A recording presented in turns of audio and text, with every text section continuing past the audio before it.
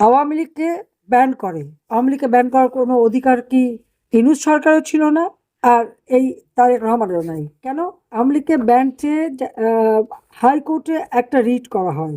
সেই রিটটা দেখে কি কি কারণ দেখে হাইকোর্ট বলে দেয় যে এই এই ব্যাপারে কোনো দলকে নিষিদ্ধ করা যাবে না।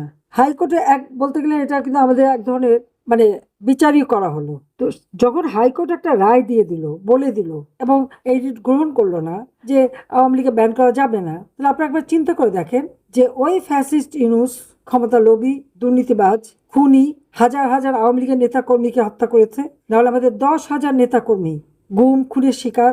অনেকের তো কোনো ঠিকানাই পাওয়া যাচ্ছে না, পুড়িয়ে পুড়িয়ে যে হত্যা করেছে তাদের কোনো নাম ঠিকানা নাই। এমনকি 32 নম্বর যখন আগুন দিয়েছে এবং পুড়েছে 32 নম্বর, সেখানে তিনটা লাশ 32 নম্বর রাস্তার উপর পড়েছিল, তাদের কোনো পরিচয় পাওয়া যায়নি। ওই লাইন দিয়ে কতগুলি সবই তারা আগুন দিয়ে পুড়িয়েছে এবং ভেঙেছে। তো এই সেই ইউনূসই মানে কিভাবে চক্রান্তটা করে গেছে সেটাই একবার আপনারা চিন্তা করে দেখেন। তার এই ক্ষমতার লোভের আগুনের দেশটা শেষ। দীর্ঘদিন তার ক্ষমতা আসার লোভ ছিল, সেটাকে কার্যকর করতে যেয়ে আজকে একটা দেশকে ধ্বংসের দিকে নিয়ে গেছে। এবং এই ইউনূস যেটা করে গেছে, এখন নির্বাচন নামে একটা প্রহসন, যে নির্বাচন আপনারা দেখেছেন ভোটার কত।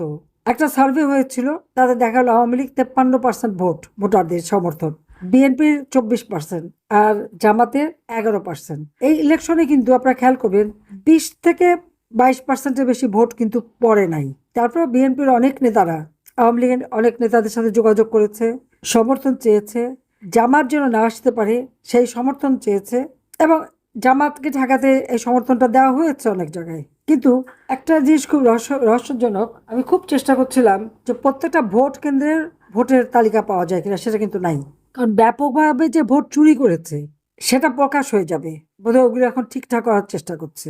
যাও, আমি এইটুকুই বলবো যে আজকে আওয়ামী লীগ ব্যান্ড একটা অবৈধভাবে ক্ষমতা দখলকারী, সে কি করে একটা জনগণের নির্বাচিত সরকারকে উৎখাত করা এবং ক্ষমতা বসা, এবং সেই রাজনৈতিক দল, যে রাজনৈতিক দল 1949 সালে প্রতিষ্ঠিত, যে রাজনৈতিক দল বাংলাদেশের স্বাধীনতা এনে দিয়েছে, সেই রাজনৈতিক দলকে কিভাবে তারা ব্যান করে, নিষিদ্ধ করে।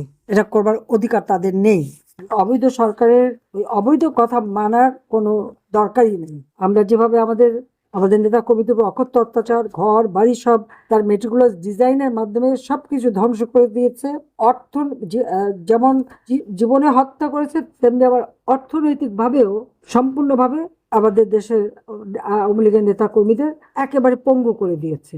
কাজে আমাদের এমনকি যারা প্রধান নির্বাচন কমিশনার, প্রধান চিফ, আমাদের প্রধান বিচারপতি থেকে শুরু করে সবাইকে অপমান করা, সামরিক অসামরিক অফিসার, পুলিশ অফিসার, তাদেরকে গ্রেপ্তার, হাত করা পড়ানো, আওয়ামী লীগের নেতাকর্মী, মুক্তিযোদ্ধা, তাদেরকে হাত করা পড়ানো, এটা কোন ধরনের বিচার?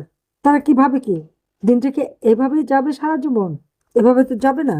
একদিন সময় আসবে, আমি এটা আমার বিশ্বাস আছে, নইলে বেঁচে থাকতাম না। হয়তো আল্লাহর ইচ্ছাই ছিল আমাকে বাঁচাবে, সেই জন্য। তো একদিন যখন আছি বেঁচে, নিশ্চয়ই এর প্রতিকার আমরা করতে পারবো। এখন আমাদের কথা একদম স্পষ্ট, যে যত মিথ্যা মামলা দেওয়া হয়েছে, এই আইসিটি সহ যত মিথ্যা মামলা, সমস্ত মিথ্যা মামলা প্রত্যাহার করতে হবে। আমাদের যারা বন্দী, সমস্ত রাজনৈতিক বন্দীদের মুক্তি দিতে হবে। আজকে 1.5 বছর তাদের গ্রেপ্তার করে রেখেছে, বয়স্ক মানুষগুলি হাত করা পড়ায়, তাদের উপরে অত্যাচার করে, তাদের উপরে কোর্টের ভিতরে মারপিট করে। কি অসভ্যতা, একটা চরম। কোনো আইনের শাসন নাই, বিচার নাই, আর কি মব সন্ত্রাস। আইন নিজের হাতে তুলে নিয়ে পিটিয়ে পিটিয়ে মানুষ হত্যা করে, কুপিয়ে কুপিয়ে মানুষ হত্যা করে, বাড়ির মধ্যে ঢুকে যে মেয়েদেরকে রেপ করে। সংখ্যালঘু সম্প্রদায়, আইনজীবী, আওয়ামী লীগের এবং সহযোগী সংগঠনের নেতাকর্মী, সাংবাদিক, কেউ তো তাদের হাতে ছাড়া পাচ্ছে না। সকলের উপরে চরম নির্যাতন চালিয়ে যাচ্ছে, প্রতি পদে পদে মানবাধিকার লঙ্ঘন করে যাচ্ছে। হ্যাঁ, নির্বাচন নামে একটা প্রহসন হয়েছে, হয়তো এক ব্যক্তি যে আর এক ব্যক্তি এসেছে, পরিবর্তন তো কিছু হয়নি, চরিত্র তো একই। আজকে শুনলাম একজন সাবেক সেনা অফিসার, মেজর জেনারেল, তাকে গ্রেপ্তার করেছে। এরকম একের পর এক তারা গ্রেপ্তার করে যাচ্ছে। তাদের অপরাধটা কি? কাজে আমাদের স্পষ্ট দাবি যে আমাদের সমস্ত বন্দীদের মুক্তি দিতে হবে, সকল মিথ্যা মামলা প্রত্যাহার করতে হবে, এবং আওয়ামী লীগের উপরে বেআইনি নিষেধাজ্ঞা, হাইকোর্টের রায় উপেক্ষা করে এই নিষেধাজ্ঞা কখনো থাকতে পারে না। আওয়ামী লীগকে আওয়ামী লীগের মতো কাজ করতে সুযোগ দিতে হবে। তাছাড়া আজকে প্রত্যেকটা জিনিসের দাম বেড়ে গেছে। চাল, ডাল, তেল, লবণ, মাছ, মাংস, সবজি সব সাধারণ মানুষের ক্রয় ক্ষমতার বাইরে চলে গেছে। কাজে প্রত্যেক জিনিসের দাম কমাতে হবে, সাধারণ মানুষের ক্রয় ক্ষমতার আওতার মধ্যে আনতে হবে। আমি প্রত্যেক ঘরে ঘরে বিদ্যুৎ দিয়েছিলাম, প্রত্যেক ঘরে ঘরে বিদ্যুতের ব্যবস্থা করতে হবে, বারবার লোডশেডিং দেওয়া যাবে না। আজকে গ্যাস পাওয়া যায় না, গ্যাসের সিলিন্ডারের দাম বাড়িয়ে দিয়েছে, তেলের দাম বাড়িয়ে দিয়েছে। সব কিছু দাম কমাতে হবে এবং গ্যাস যাতে পর্যাপ্ত মানুষ পায় তার ব্যবস্থা করতে হবে, সিলিন্ডারের দাম কমাতে হবে। আজকে নারী শিশুদের কোনো নিরাপত্তা নাই, বালিকা নারীদের শিশুদের নিরাপত্তা নাই, অনবরত নারীদের উপর নির্যাতন চলছে। কত মানুষ যে এরকমভাবে পাশবিক অত্যাচারের শিকার হয়েছে, যে অসভ্যতা এবং নোংরা ভাষা আমরা এদের মুখে শুনি, এই অসভ্য নোংরা ভাষাগুলি কোথা থেকে আসলো সেটাই খুঁজে বের করতে হবে। যে এই সমস্ত নোংরা ভাষা ব্যবহার করা চলবে না, একটা শালীনতা বোধ থাকতে হয়, সেগুলিও নাই। কাজে আমাদের আওয়ামী লীগ যেভাবে আওয়ামী লীগ সংগঠন জনগণের জন্য কাজ করেছে, আওয়ামী লীগ ক্ষমতা থাকতে জনগণের জীবন নিরাপত্তা ছিল, শান্তি ছিল, দুবেলা খেতে পারতো, সুন্দরভাবে বাঁচতে পারতো। আওয়ামী লীগ আমাদের বিরুদ্ধে কত কথা, এত দুর্নীতি, এত কিছু, কোন দুর্নীতিটা ধরতে পেরেছে? এত নাকি মানি লন্ডারিং করছি, কয়টা টাকা ধরা পড়েছে?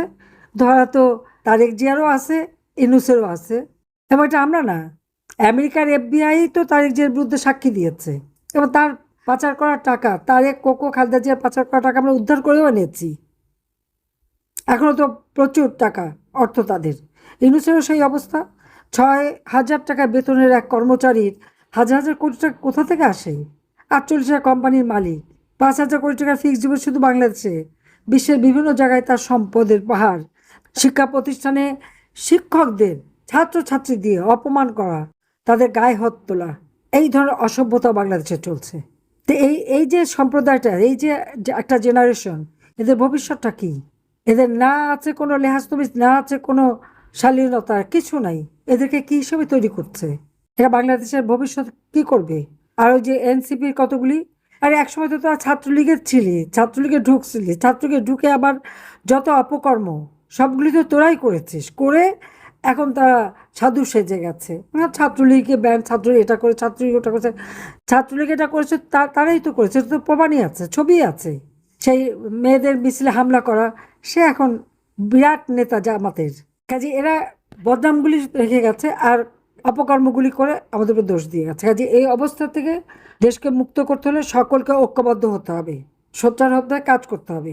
আজকে এভাবে অত্যাচার নির্যাতন সহ্য করা যাবে না। কাজে সবাইকে আমি ঐক্যবদ্ধ হতে আহ্বান জানাচ্ছি। কাজে আজকে সত্যটাকে তুলে ধরতে হবে। আর এই যে আন্তর্জাতিক চক্রান্ত, আমাদের দেশ বিক্রি, আজকে যদি এখানে আমেরিকান ঘাঁটি থাকতো, তো ওখানে তো ড্রোন এসে পড়তো, ওখানে তো হামলা এসে পড়তো, মিসাইল এসে পড়তো, তখন কি হতো? সেটা কি মানুষ চিন্তা করে? একটা দেশ চালাতে গেলে তার ভবিষ্যৎ নিয়েও ভাবতে হয়। আমরা ভবিষ্যৎ নিয়েও ভাবি, আমরা আশু করণীয়, মধ্যমেয়াদী, দীর্ঘমেয়াদী আমরা কাজ করি।